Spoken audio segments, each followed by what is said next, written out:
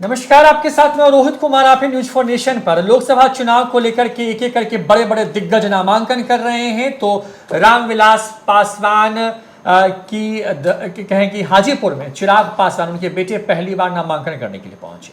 सब कुछ तय कार्यक्रम के हिसाब से ही नजर आया। जो है बेतहाशा भीड़ नजर आई। उन चिराग पासवान के ऊपर में फूलों की बारिश हुई।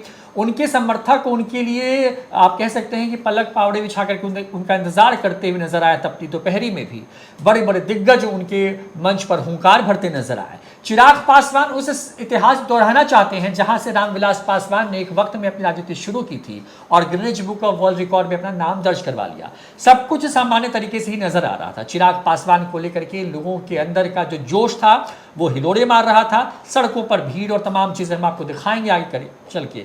लेकिन जिस बात का अंदेशा था कुछ वैसा ही हुआ। दरअसल हुआ कुछ यूं कि चिराग पासवान का नॉमिनेशन तो सही तरीके से संपन्न हो गया, लेकिन चाचा जी यानी कि पशुपति पारस भाई प्रिंस राज, जो कि 19 में चुनाव जीत करके आए थे, जो अभी लगातार कह रहे हैं कि वो आखिरी दम तक एनडीए का हिस्सा हैं, वो चिराग पासवान के नॉमिनेशन कार्यक्रम से दूर रहे।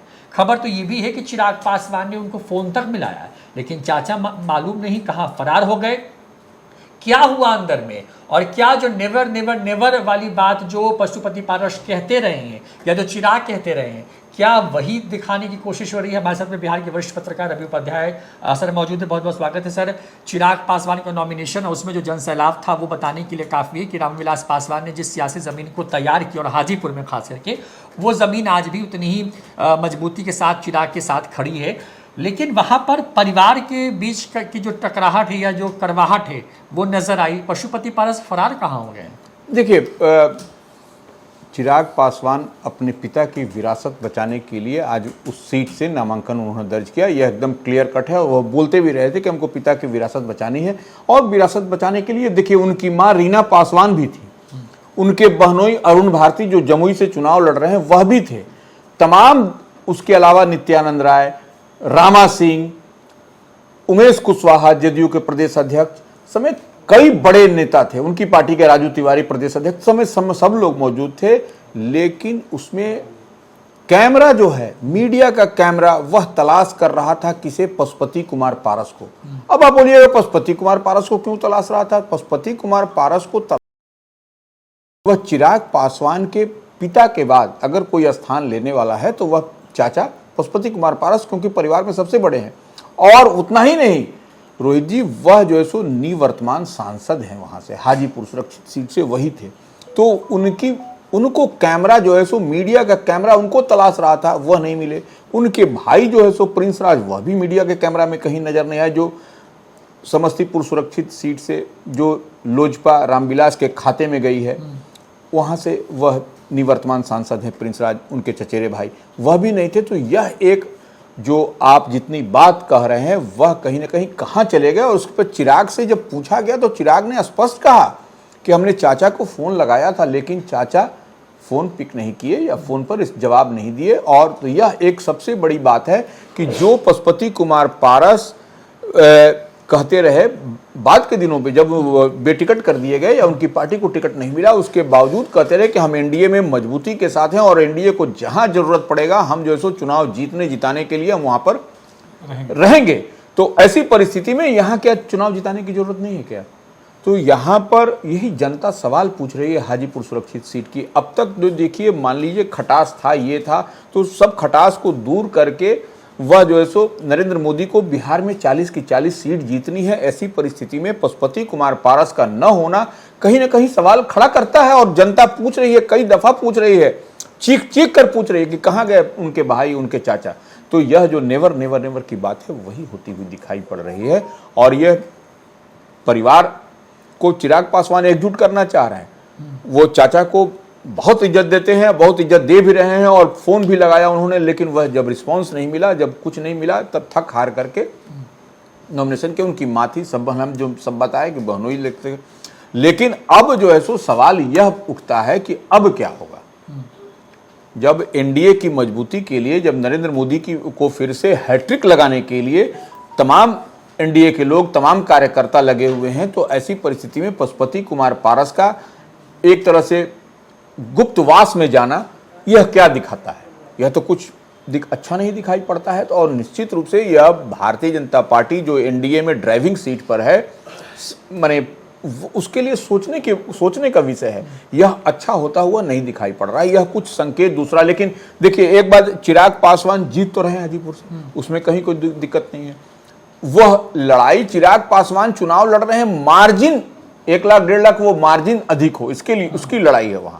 वही बात हम जो कह रहे हैं कि रामा सिंह वगैरह जो लोग साथ में अभी इकट्ठा हो गए मजबूती के साथ, जो पुराने रामा सिंह जो लोजपा के पुराने नेता थे, फाउंडर मेंबर एक तरह से कहा जाए, तो वो लोग जब आए हैं तो इसका मतलब है कि अब मार्जिन जो 1 लाख है, 2 लाख है, उससे और बड़ा करने की मार्जिन है। और फिर से गिनीज बुक में जिस तरह से उनके पिता श्री रामविलास पासवान ने अपना नाम दर्ज कराया था, वही नाम यह भी दर्ज कराने की कवायद में है और यह बात दिखाई पड़ता है। अगर पशुपति पारस और प्रिंस राज अगर चिराग के साथ जैसे कि आज नजर नहीं आए, या फिर अगर नजर नहीं आते आने वाले दिनों में जब चुनाव प्रचार रफ्तार पकड़ेगा, तो क्या इसका कुछ निगेटिव असर भी पड़ सकता है चिराग पासवान की सेहत पर, हाजीपुर को या आसपास की सीटों पर? आप देख पा? नहीं, देखिए, सेहत पर कोई असर नहीं पड़ने वाला है, क्योंकि एनडीए के लोग, एनडीए के कार्यकर्ता, एनडीए के नेता पूरी तरह से कमिटेड हैं कि हमको हाजीपुर सुरक्षित सीट चिराग पासवान जो राष्ट्रीय अध्यक्ष हैं अपनी पार्टी के, उनके खाते में देना है। और देखिए, एक बात और क्लियर कट समझ लेने का रोहित जी, समझना यह है कि चिराग पासवान का जीतना इसलिए भी जरूरी है,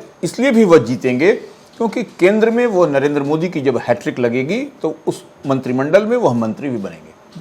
तो हाजीपुर सुरक्षित की जनता चाह रही है कि चिराग पासवान जीते, और जिस तरह से रामविलास पासवान की विरासत को बचाने के लिए सिर्फ एमपी नहीं, मंत्री भी बने, और मंत्री बनने के लिए ही वहां की जनता उनको एक मुश्त वोट देने की तैयारी में है। इस बात को समझ लेने की जरूरत है। और कोई विशेष उसमें चिराग पासवान तो जीतेंगे ही, उसमें कहाँ दिक्कत है। लेकिन एक दूसरी तरफ चिराग पासवान और तेजस्वी यादव में भी आज बड़ी भिड़ंत हो गई है। जैसे तेजस्वी यादव कई कार्यक्रमों में, मंचों से कह रहे हैं कि चिराग पासवान से जो समृद्ध, क्योंकि आरक्षण में बड़ी बात हो रही है इस चुनाव में, कि आरक्षण खत्म होगा, रहेगा नहीं रहेगा, इस पर इंडिया और एनडीए में बड़ी मतलब नुरा कुश्ती चल रही है और हर कोई सफाई देने में लगा पड़ा हुआ है। बिहार की बात करें तो बिहार में चिराग पासवान उनसे केंद्र में आ गए हैं, और तेजस्वी यादव का एक बयान, जिस बयान में वो लगातार कह रहे हैं कि जो है चिराग पासवान तो खुद संपन्न है और उनको आरक्षण का लाभ क्यों लेना चाहिए। उसी तरीके से अब चिराग पासवान ने तेजस्वी के खिलाफ एक तरीके से मोर्चा खोल दिया। वो कह रहे हैं कि उनको जानबूझ के बदनाम करने की कोशिश हो रही है, उनके खिलाफ जो है गलत बात फैलाई जा रही है, भ्रम पैदा किया जा रहा है। तो क्या चिराग पासवान ने जो धमकी दी है तेजस्वी यादव को कि अगर तेजस्वी ने कंट्रोल नहीं किया अपने ऊपर तो वो मतलब लीगल एक्शन लेंगे, मतलब थाना और पुलिस केस मुकदमा होगा, तो क्या लग रहा है कि तेजस्वी यादव और चिराग पासवान के बीच में जो एक गुड रिलेशन की बात होती रही है वो फिलहाल नाजुक स्थिति में? नहीं, देखिए, वो चिराग जो तेजस्वी यादव जो प्रतिपक्ष के नेता हैं, आरजेडी की कमान और महागठबंधन की कमान उन्हीं के पाले में है। बिहार में वही ड्राइविंग सीट पर भी है, इंडिया फोल्ड में कह लीजिए या महागठबंधन में।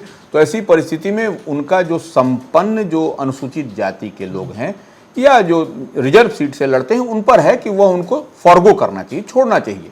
जो संपन्न, यह चिराग पासवान को कोट करते हुए कह रहे हैं, यही कह रहे हैं ना? नहीं, वो कह रहे हैं कि चिराग ने ये बात कही थी कि वो छोड़ना चाहिए। हाँ। यही कोट माने मिसकोट किया जा रहा है उनको। हाँ। तो यही चिराग पासवान की आपत्ति है कि इस तरह से हमको मिसकोट किया जा रहा है, इस तरह से गलत कोट किया जा रहा है। तो यह कहीं ना कहीं इस पर हम लीगल कार्रवाई करने की बात हम कहेंगे। तो और निश्चित रूप से चिराग पासवान इस तरह की बात कहें कि अगर यदि है ऑन रिकॉर्ड तो आप दिखाइए। तो वो ऐसे में तेजस्वी से आज बात पूछा गया इस तरह की बात, तो तेजस्वी ने कहा कि बड़े भाई हैं, वो कर दें तो दूध का दूध पानी का पानी हो जाएगा। तो वो दूध का दूध पानी का पानी हो जाएगा। तो यह तेजस्वी को यह वीडियो अगर यदि चिराग पासवान की है, इस तरह की बात कही है कभी उन्होंने, तो उसको ऑन रिकॉर्ड लाना चाहिए। यही ना चिराग पासवान भी करें, और हमने कहा है इस तरह की बात सामने लाइए, और नहीं तो फिर आपके खिलाफ जो सो लीगल एक्शन की बात होगी। तो यह तो निश्चित रूप से देखिए, यह चुनाव में इस तरह की बात एक दूसरे के खिलाफ में चलता रहता है, लेकिन इस तरह का भी मिसकोट भी नहीं करना चाहिए जो कि किसी के लिए, अभी चुनाव का माहौल है, ऐसे में मिसकोट करिएगा तो यह भ्रम फैलाने की स्थिति है। और उनके ही वोटरों में जिस समाज से चिराग पासवान आते हैं, तो ऐसे में यह असहज होता हुआ दिखाई पड़ रहा है चिराग पासवान के लिए। तो वही वो तेजस्वी को कह रहे हैं कि इस तरह से वो नहीं करें, नहीं तो हम लीगल एक्शन लेंगे। और तेजस्वी दूसरी तरफ अड़े हुए हैं कि नहीं, हम अगर यदि वो करें, बड़े भाई हैं तो कहीं कोई दिक्कत नहीं है, वो दूध का दूध पानी का पानी, इसका मतलब। लेकिन उनको ओवरऑल ये है रोहित जी कि अगर इस तरह की बात चिराग पासवान ने कही है तो तेजस्वी को एक जिम्मेवार नेता के तौर पर, एक बड़े नेता के तौर पर उनको इस बात को पब्लिक डोमेन में लाना चाहिए। तो क्या तेजस्वी यादव सीधे बीजेपी पर हमला नहीं बोल पा रहे हैं आरक्षण के मुद्दे पर, जिसकी वजह से उनको चिराग को घसीटना पड़ रहा है? वो तो देखिए, अब तो तेजस्वी का वह भी बयान साथ में यह भी चल रहा है कि वह तो किसके खिलाफ, संविधान को जो बदलने के वाले के साथ में है, यह बात भी कर रहे हैं। यह बात कहना अलग विषय है, लेकिन यह बात कहना कि सबको संपन्न को छोड़ना चाहिए, इस तरह की बात अगर यदि कह रहे हैं तो यह कहीं ना कहीं ऑब्जेक्शनेबल है चिराग माने पासवान की नजरिए से, निश्चित रूप से, क्योंकि यह कहीं ना कहीं वह डैमेजिंग है उनके लिए। वह चुनाव के इस माहौल में इस तरह की बात अगर यदि लोगों के बीच में मैसेज जाएगा तो यह मैसेज गलत संदेश देगा चिराग पासवान और उनके समर्थकों के लिए और उनके चाहने वालों के लिए। सर, 15 का विधानसभा चुनाव भी आपको ध्यान में होगा, उस वक्त भी लालू यादव किताब लेकर निकले थे और उन्होंने जिस तरीके से बीजेपी के खिलाफ माहौल बनाया आरक्षण के मुद्दे पर ही, उससे बीजेपी को बड़ा सेटबैक लगा बिहार में। और मोहन भागवत का एक बयान था, उसको कोट करते हुए और बोल बढ़कर किताब लेकर के लालू यादव ने पूरी बात कही।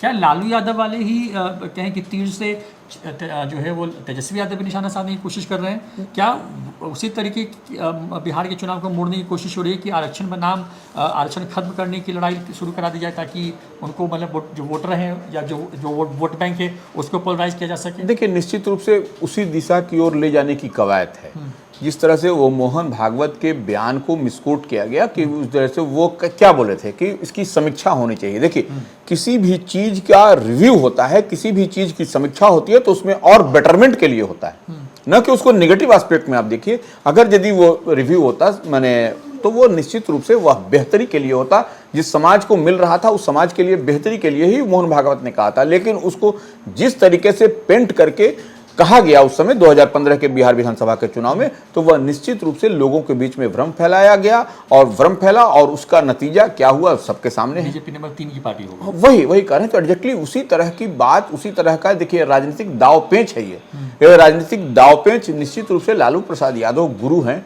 तो निश्चित रूप से उनकी बात को तेजस्वी तो कहते ही नजर आ रहे हैं, उसी तरह से वो पेंट कर रहे हैं। कोई और मुद्दा नहीं तेजस्वी चल पा रहा है बिहार में, क्योंकि आपने भी 2 चरणों के चुनाव को देखे, तीसरा चरण बिल्कुल अब मुहाने पर है, लगातार प्रचार जो रफ्तार में है, तमाम तरह की बातें जो है तेजस्वी यादव तरफ से कही जा रही हैं, चाहे वो 15 लाख की बात हो, वो रोजगार की बात हो। नहीं, अब वो सब वो उनका जो सब नरेंद्र मोदी का वो क्लिपिंग सुना रहे हैं, वीडियो ऑडियो सुना रहे हैं। तो मतलब क्या, मतलब अब जो स्थिति है, क्या उसमें ऐसा लग रहा है कि तेजस्वी के पास अब कोई हथियार नहीं बचा है, तो तर्कस का वो अंतिम तीर भी है जो आरक्षण का वो चलाना चाहते हैं? देखिए, निश्चित रूप से वह चुनाव में अपने विरोधियों को घेरने के लिए यह कवायद होती है, और इस तरह इसी में इंटेलिजेंसिया टेस्ट भी होता है कि आप कितने इंटेलिजेंट हैं और कितने बुद्धिमान हैं कि आप जैसे उसको, जनता को आप अपने जाल में माने एक तरह से सिकंजे में उसको फंसा लेते हैं और कन्वे कर पाते हैं और कनेक्ट करते हैं। आप अगर आप मैक्सिमम लोगों को कनेक्ट कर देंगे तो वह वोट में तब्दील हो जाता है। यही खेल हो रहा है, और यही खेल होता हुआ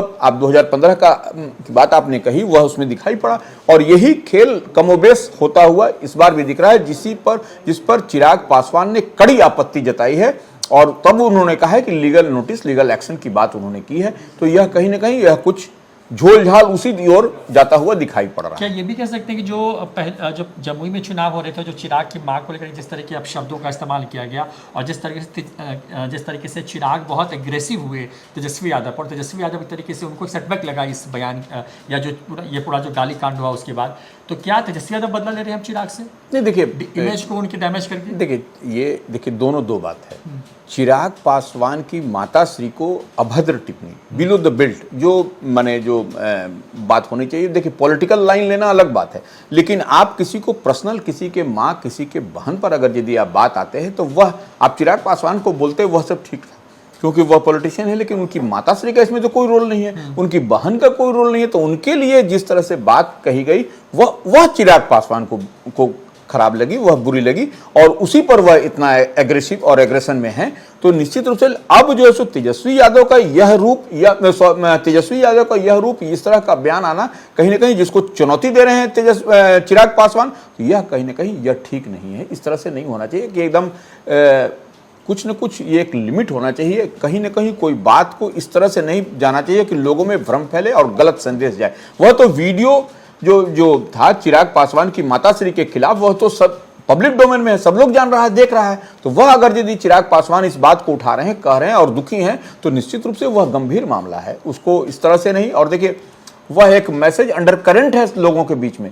चिराग पासवान की माताश्री सिर्फ एक उनकी मां नहीं है, वो मां, किसी के भी मां का आप सम्मान आप नहीं करते तो वह सबके लिए मैसेज है। वो मां तो मां होती है, उसमें कहाँ दिक्कत है, किसी की मां हो। आप चिराग पासवान क्या बोलते हैं, राबड़ी देवी को मां के समान बोलते हैं, तो यह एक बड़ी बात है, बड़े दिल की बात, बड़े दिल की बात है। तो इस तरह से इसी बात को होना चाहिए, इसको चुनावी माहौल में इस तरह से उसको पेंट नहीं करना चाहिए कि आप किसी के मां बहन के लिए कोई अगर यदि बोलता है तो वह आपत्तिजनक बात होती है। तो देखिए, बिहार में एक तरफ जहां पशुपति पारस फरार हो गए हैं, चिराग पासवान लगातार फोन करते रहे, बावजूद उसके वो कहाँ है ये जानकारी नहीं है। ये कहते रहे हैं कि वो एनडीए प्रत्याशी के हक में वोट मांगेंगे, लेकिन जब भतीजा मैदान में उतरा है और वहां से उतरा है जहां से उसके भाई की अपने की लेगेसी रही है, बावजूद उसके उस इलाके में कैमरा ढूंढता रहा पशुपति पारस को, उनके चिराग के भाई प्रिंस राज को ये नजर नहीं आए। तो दूसरी तरफ बिहार में चिराग पासवान और तेजस्वी यादव के बीच में आरक्षण के मुद्दे को लेकर के जो है वो जोरदार बहस चल रही है, और अब लीगल एक्शन लेने तक जो बात है वो आगे बढ़ गई है। ऐसे में बिहार में जैसे जैसे चुनाव के चरण गुजर रहे हैं, वैसे वैसे जो सियासी सरगर्मी कह लीजिए या फिर जो बयानबाजी है वो तेज होती जा रही है। न्यूज़ फाउंडेशन पर चुनाव से जुड़ी हर खबर आपको दिखाते रहेंगे। नमस्कार।